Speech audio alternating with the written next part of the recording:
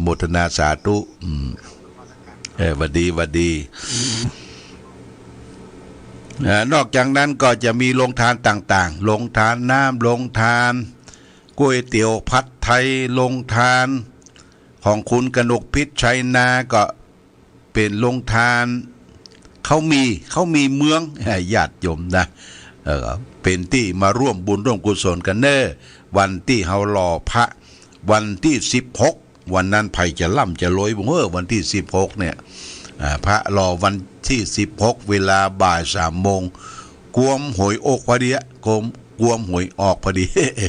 นี่เชิญชวนญาติโยมท่านสาธุชนร่วมบุญร่วมกุศลกันพระองค์นี้เป็นปางปรินิพพานที่ปางนอนราบเป็นพระประจำคนเกิดวันอังคารรอเซตต้อนบนนะต้อนศีรษะเนี่ยเพิ่นจะเข้าไปโรงงานก่อนแล้วก็เพิ่นจะรอต้อนที่2ที่3เตาะกันคัดเรียบร้อยแล้วจะได้ไปตั้งอยู่ที่พุทธมณฑลจังหวัดเชียงใหม่อำเภอโดยหล่อบ้านโทกเสือเนอะ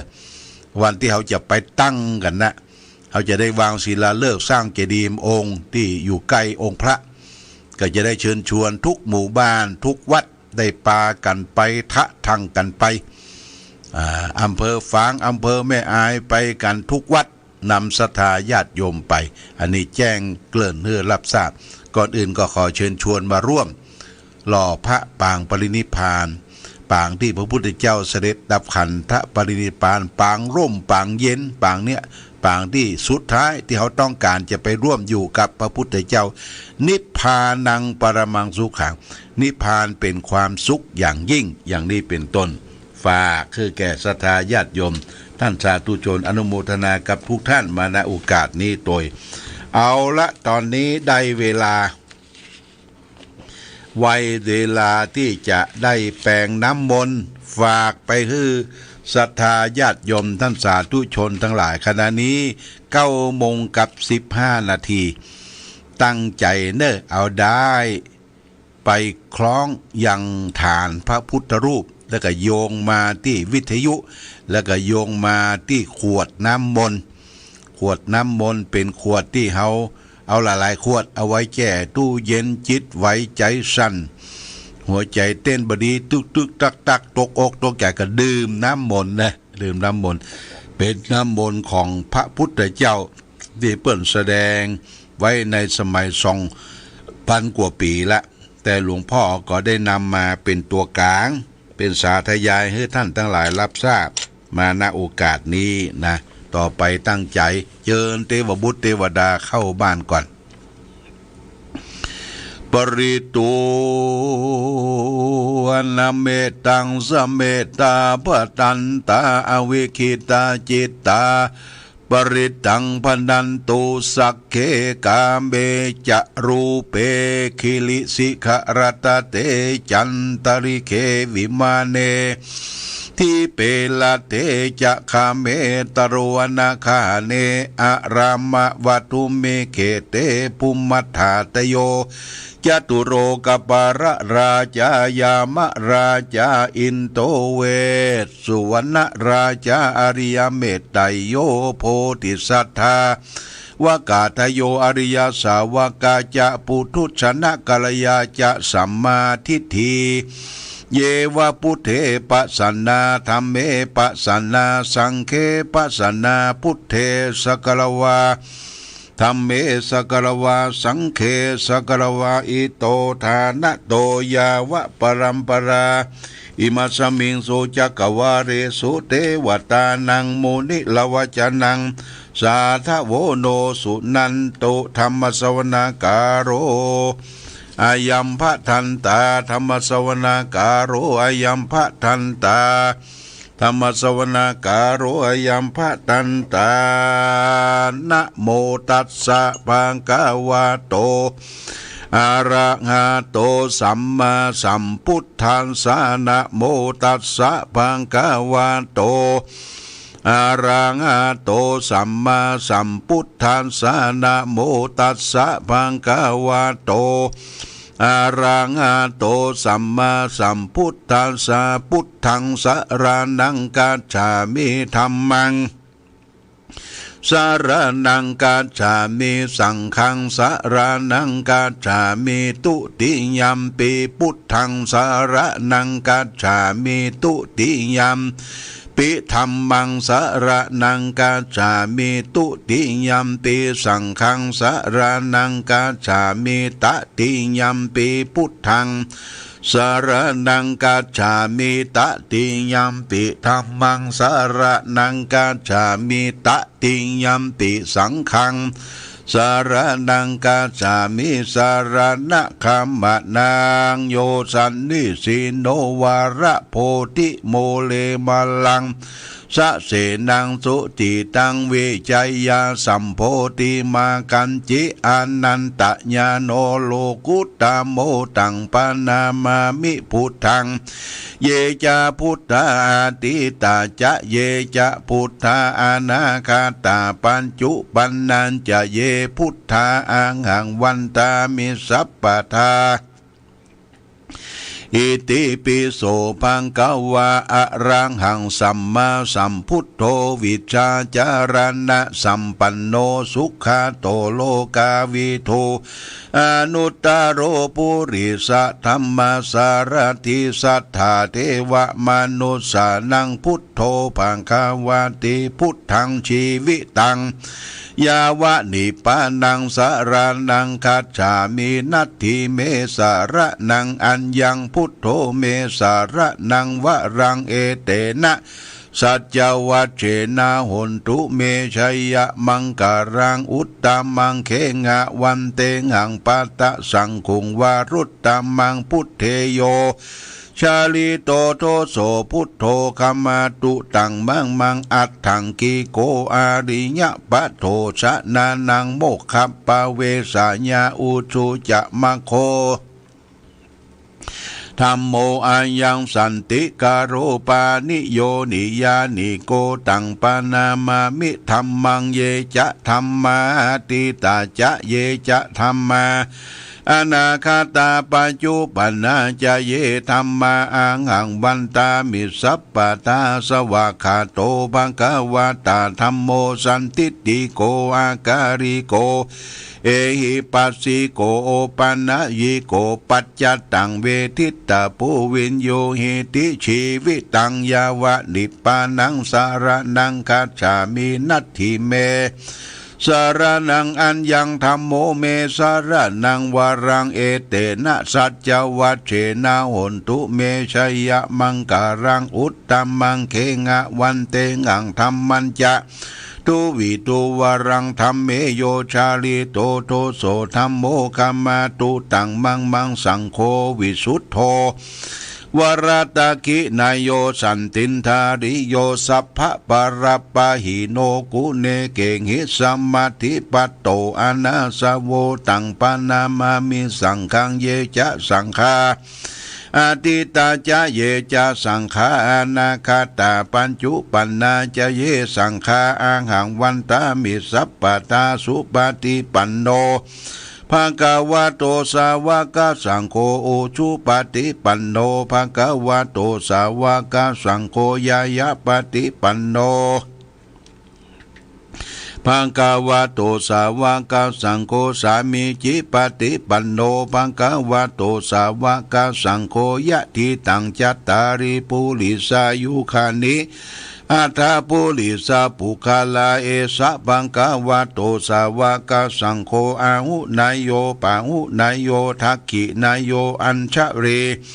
การณิโยอนุตตรังปุญญาเขตังโลกัสสติสังขังชีวิตังยาวะนิปานังสารนังกัจฉามินัตถิเมสารนังอัญญังสังโฆเมสารนังวารังเอเตนะสัจจวัชเชนะหนตุเมชัยยะมังการังอุตตมังเกงะวันเตนังสังคัญจาตุวิทุตตมังสังเคโยชาลิโตโทโทสังโฆกัมมาตุตังมามังอิเจวามัตตันนามัสสะไมนังนามัสสะมโนรัตนัตตยังยังปุญญาปิสันตังวิปุรังอลาตังตัสสานุภาเวนะลังหันตรายโยเอวะเมสุตังเอกังสะมายัง ภะคะวะสาวัตถิยังวิหารันติเชตวันเนอนันทะเป็นดีกัสสะอาราเมตัตถังโคภังคะวาภิกขุอามันเตสิภิกขโวติปัตตันเตติเตภิกขุภังคะวะโตปัจจัสโสสงภะคะวะเอตตะโวจาเมตตายาภิกขเวเจโตวิมุตติยาเสวะวิตายาปาหุลิกาตายายานิกาตายาวัตุกาตายาอนุทิสายาปริจิตายาสุสามารตายาเอกาทัสสานิสังสาปฏิกังขานิกาตาเมเอกาทัสสาสุขังสุปฏิสุขังปฏิพุทธตินะปะปะกังสุปินังปัสสติมนุสสานังปิโยโหติอมนุสสานังปิโยโหติเทวตารักกันตินัสสะอังคิวาวิสังวาอัตถังวาคามติตุวัตังจิตังสมาธิยาติมุขวันโนวิปัสสิสติอาสัมมูลาโหกาโลติกุตาลิงปฏิอปติวิสันโตปะมะโรโกปะโกโหติเมตตายาภิกขเวเจโตวิมุตติยาสิวิตายาภาวิตายาปะหุลิกาตายายานิกาตายาวัตุกาตายาอนุทิสายาปริจิตายาสุสามารตายาอิเมเอกาทัสสานิสังสาปฏิกังขานิอิตามโวจะภะคะวะอัตตมนาเตภิกขุภังคะวะโตภาสิตังอภินันทุนเตนะโมเมสัพพะเทวานังสัพพะคาระหะจะจะเทวานังสุริยันจะปะมุญจะตะสะสีภุโมจะเทวะนังวุโตลาพังภวิสสติชีโวสุกโรจะมหาราปังโสโรราโหเกตุจะมหาราปังสัพพะปัญญังวินาสันติสัพพะทุกขังวินาสันติสัพพะโรกังวินาสันติสารักนาหังวันตามิสัพพะทาสเพเทวะมังปารยันตุสัพพะทาเอเตนะมังคาราเตเสนาสัพพะโสธีภวันตุเตอธิอุณนาจวิจโยธัมโมโรเกอนุตตโรสัพพะสัตตาหิตตายะตังตวงขันธ์หิเตวะเตบริวะเจลาจักขันเตอมนุเสปวะเกปยเกนะเสวิเตพุเตกัสสมามรณามุตโตตะเปตัวกรรมจาริตันเจเลตัสเสวะอนุภาเวนะหุนตุเทโวสุขิตตาลิกิตังทิติตังพูทังทลนังวัจจานังกลุงปลิตังเทสนาทุตัวทัสสะยุปวัตติสักกะตัวพุทธรัตนังสักกะตัวธรรมรัตนังสักกะตัวสังฆรัตนังโอสตังอุตมังวรังหิตังเทวมนุสานังพุทธเตเสนาโสทินานาสันตุปัตตวาสเปทุกขาสเปพยาสเปโลกาวุปัสเมนตุเตอโรคายาปรมาราภาสันตุติปรมังทานังวิสาสาปรมายตินิพพานังปรมังสุขังจบญาติโยมนะ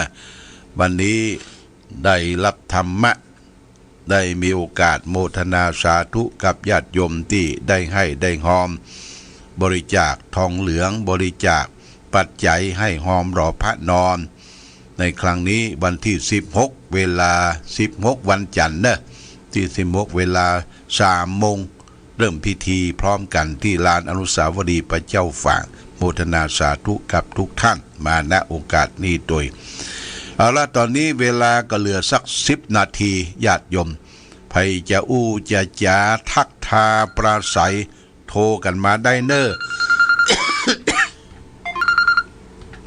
ฮัลโหล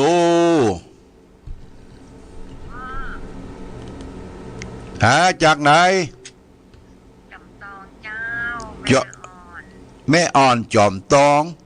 เจ้าบ้านอะไรหยังบ้านควงเปาเจ้าควงเปาที่ปอยไปหลานตะกอนนั่นโอเคมาพอกซุกแล้วกันหลวงพ่อซุกกาโอ้พอจะลงแล้วเลยเมาเป็นสมเมาเป็นวัดเป็นเมยเป็นไข่โอ้แข็งแดงถ้าถึงเพิ่งมากำลังว่าได้สบายกันเนาะกำลังได้ปล่อยกันมากะเด้อที่เคยรอนี่แหละที่จะรอมาได้แต่มาตันก่อนมาตันก่อนวันที่16นี่มาตันก่อนวันที่16กำลังสบาย16วันฮือนี่แหละนะวันจันทร์นี่แหละนะเตียวประตูประดา เออเป็นยังไง สปา โอ้ฟันหอมปัญหายฮะโอ้ต้องระมัดระวังเด้อโบทนาถ้ามาปอกปลาเหลือมพวกจะได้ส่งไปฮื้อเลยถามรายชื่อที่ยุ่มกันเด้อกำลังออกอากาศอยู่โมทนาสาธุสาธุวัดดีวัดดีวัดดีวัดดีอ้าวสาต่อไปโมทนาภัยจะอู้จะจ๋ามาจากจอมตองแม่อุ้ยอินเสมิงเป็นจะได้แม่อุ้ยอินเสมิง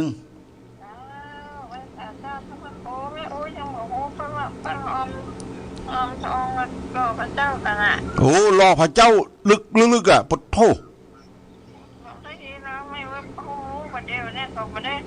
เออโอ้น่ากะเพิ่นจะรอวันจันทร์เนอะวันที่16นะแท่งน้อย200เนอะได้โมทนานะบักกอกได้หรือยังเนาะโมทนาโอ้ดีละโอ้โมทนาสาธุเนอะอายุวันโนสุขังพลังแม่อุ้ยอินแม่สาบเสมิงเนอะเป็นบริจาคแห่ง1แท่ง200 บาทโมทนาสาธุอยู่ดีมีสุขอาสาต่อไปแม่เหลือนแสนต่อ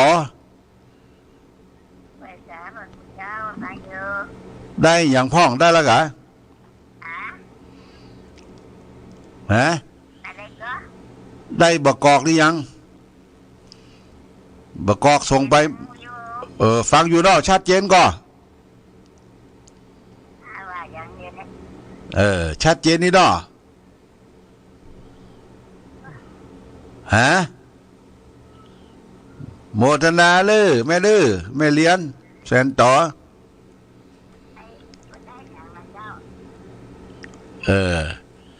เป็นกึกกักมันไกลกันแหละแม่เลี้ยนแสนต่อปุ้นลำปางอ้าวสายต่อไปญาติโยมเจริญพรแม่สายท้องบ้านทุ่งปงหลวงพ่อเจ้าฟังอยู่แล้วเอาโมทนาเนอะฮะน้ำมนต์ก็เตรียมไว้ได้5 คนละโอ้ดีแต่โมทนาสาธุนะแม่สายท้องเนอะอยู่ดีมีสุขเจริญพรเจริญโอ้อายุวันโนสุขังพลังอาสาต่อไปญาติโยม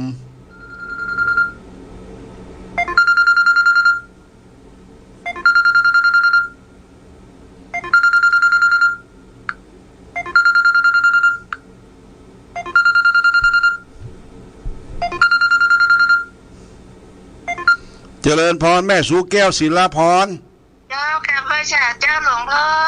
ได้นิมนต์และเด้อได้ฟังธรรมโดยวันนั้นแม่สุแก้วเอาทองเปลวโอนปัจจัยไปหาหลวงพ่อ200 บาทเด้อโอ้ได้รับละโมทนาสาธุเด้อหันละเห็นละเจ้าโอ้อยู่ดีมีสุขชืบกระดาษโดยนั่ง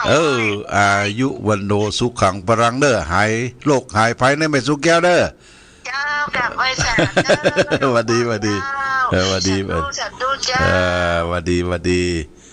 อาสาต่อไปฮัลโหล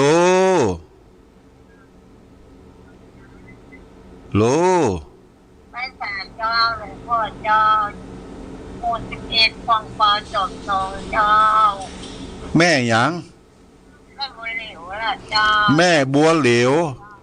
ควงเปาเนาะจอมตองฟังอยู่เนาะ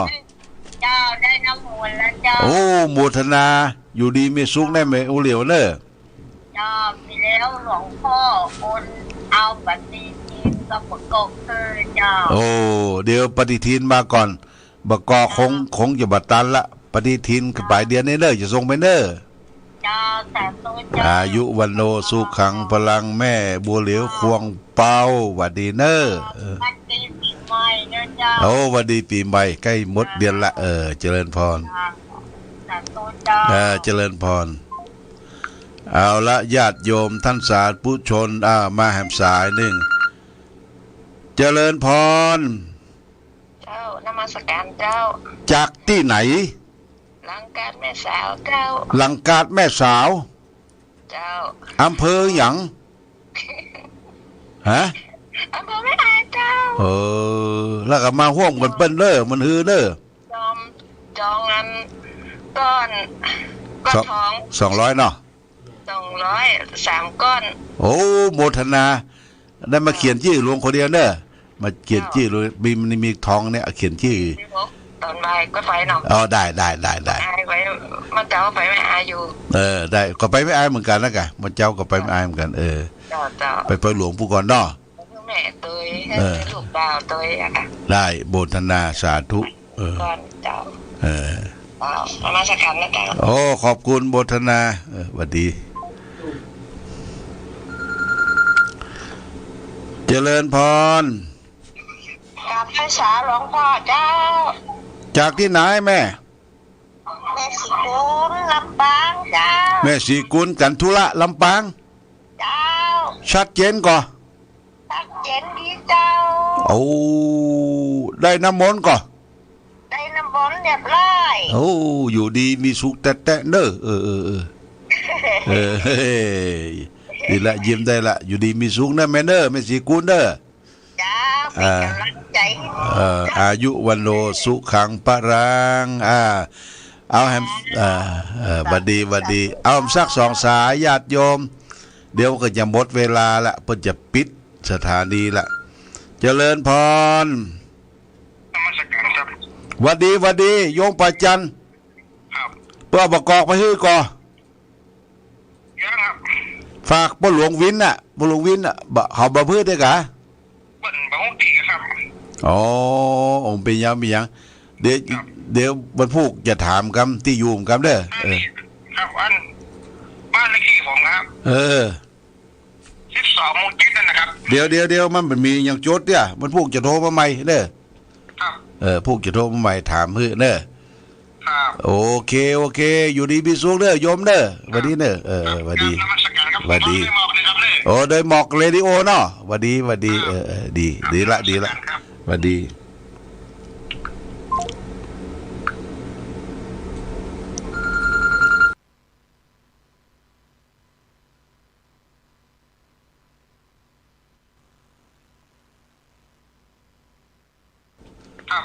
พวกจะโทรมาใหม่ถามฮื้อเด้อโอเคอยู่ดีมีสุขเด้อโยมเด้อสวัสดีเด้อสวัสดีโดยหมอกเรดิโอเนาะสวัสดีดีละสวัสดี